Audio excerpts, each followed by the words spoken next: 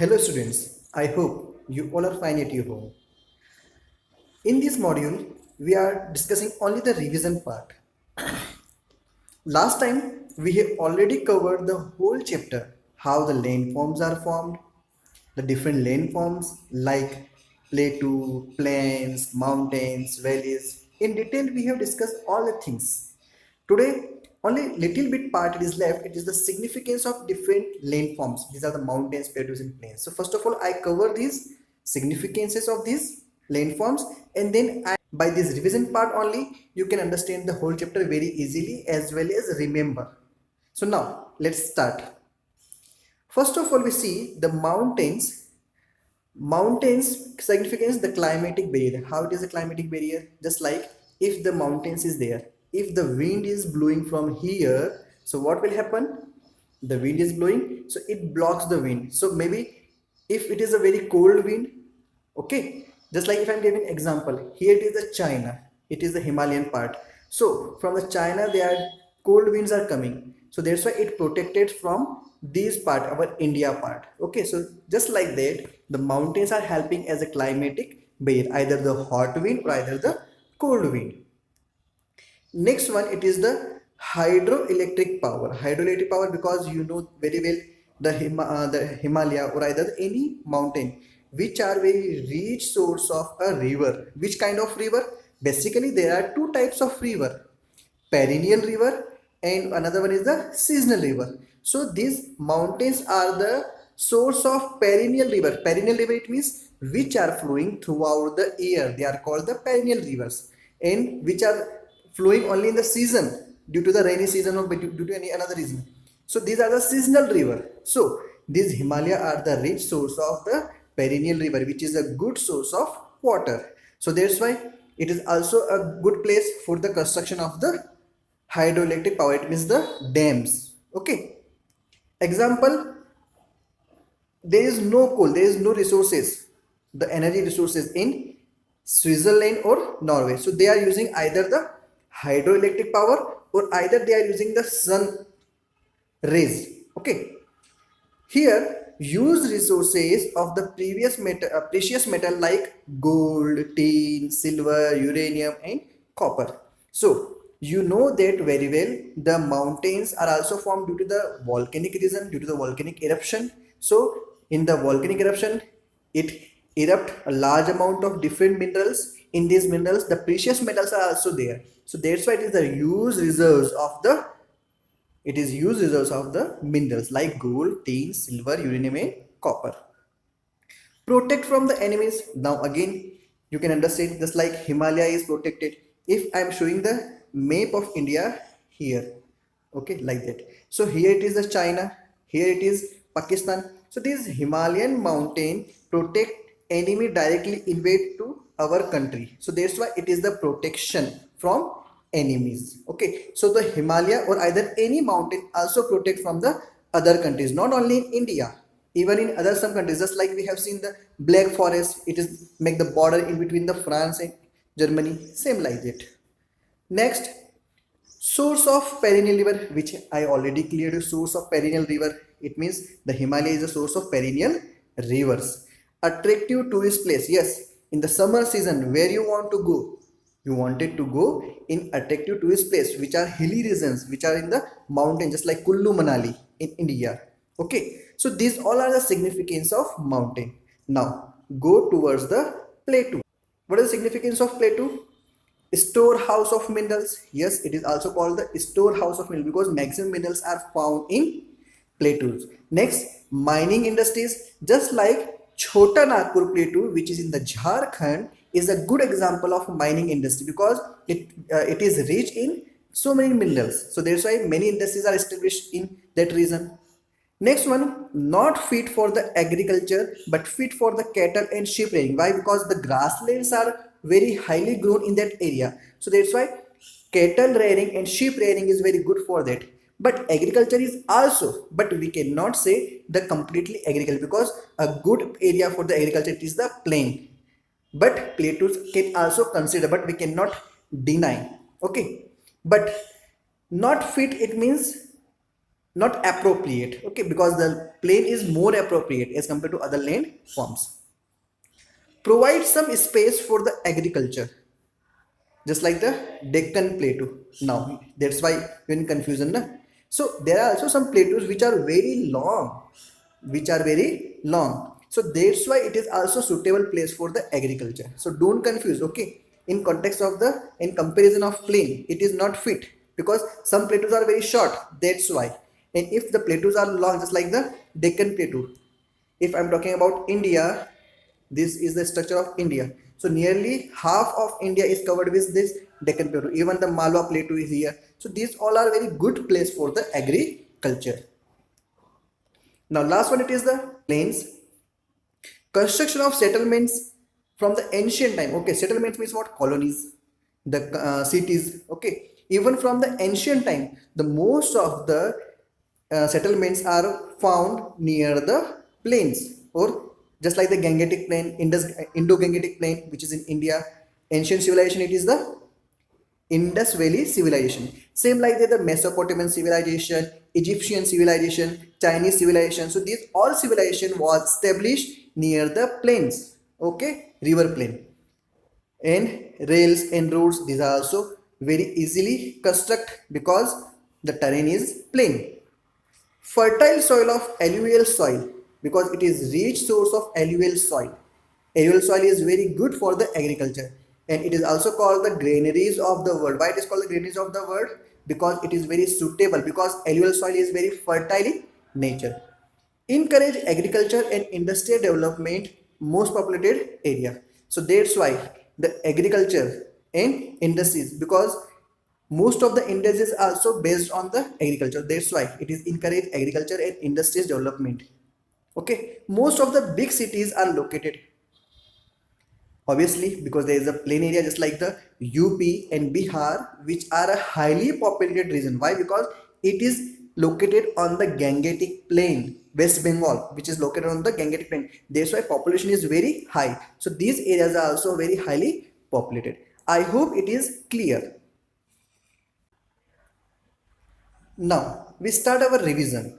You can see in the starting we have discussed about the earth movement. So basically we have seen there are two types of earth movement. First one, it is the external movement or the exogenic forces or exogenic movement. Another one is the internal movement or either the endogenic forces. Okay, now see in detail. If talking about the external or the exogenic forces, by the weathering, you know very well what is the weathering, the breaking down of the rocks by the weathering, by which agents? Glaciers, rivers, waves, winds, underground water and water. So these all are the agents. So by weathering. So in very short, only you have to remember these keywords. By remembering these keywords, you can easily write the answer. Second one, it is the internal or endogenic. It is also of two types, slow and sudden movement. The slow movement is either vertical or horizontal. Vertical or either horizontal. And the sudden movement either volcanic, the volcanic eruption, and earthquake, sudden movement of the earthquake. So these all are the two movements. Now, in that revision part, we have discussed about the lane forms. Basically, these lane forms are classified into four. First one, it is the mountain, plateaus, and plains. One more, it is one the valley. First of all, we discuss about the mountains. Mountains are of four types. How many types? Four types. First one, it is the fold mountain. Second one, it is the block mountain. Third one, it is the residual mountain. And fourth one, it is the volcanic mountain. So these four types of mountain. First of all, we discuss about the fold mountain. What is the fold mountains? How it is formed? So it is formed by the folding. How it is formed? By the folding. And it is also of two types, young fold mountain and old fold mountain. So young fold mountains examples are Himalaya and Rockies, and old fold mountains are Aravalli and Appalachians. I hope it is clear. Fold mountains are formed by folding. There are two types, young fold mountain, old fold mountain. Young fold mountains which are very newly formed, okay, recently formed, and the old fold mountains from the time period is very long. Next one, it is the block mountain. So block mountains are formed by the faulting. How they are formed? By faulting. These mountains are formed by faulting. I hope it is you remember what is the faulting.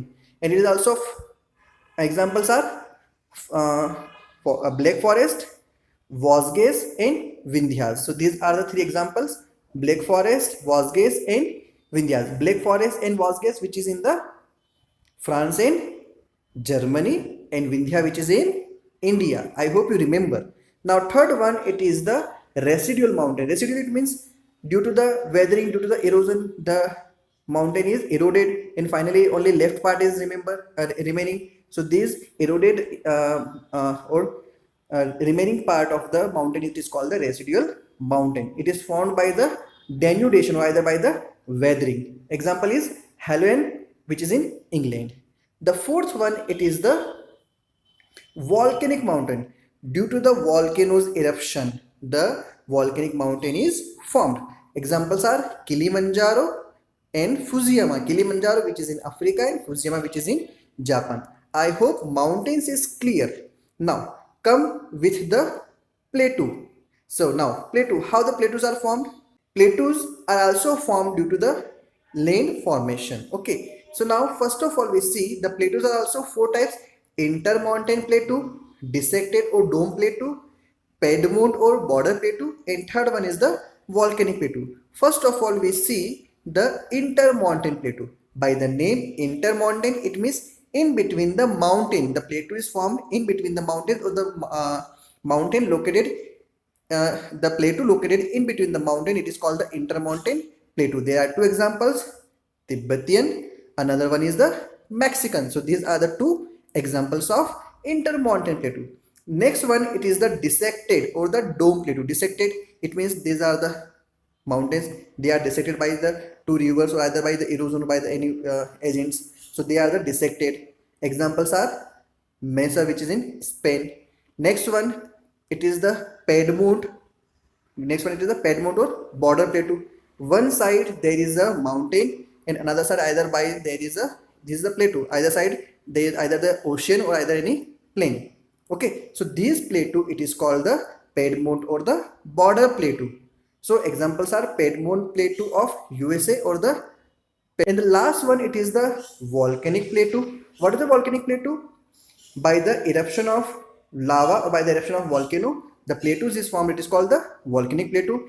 Example is Brazilian, or another one is the Deccan plateau. So these two are the examples of volcanic plateau. Now move towards the plain.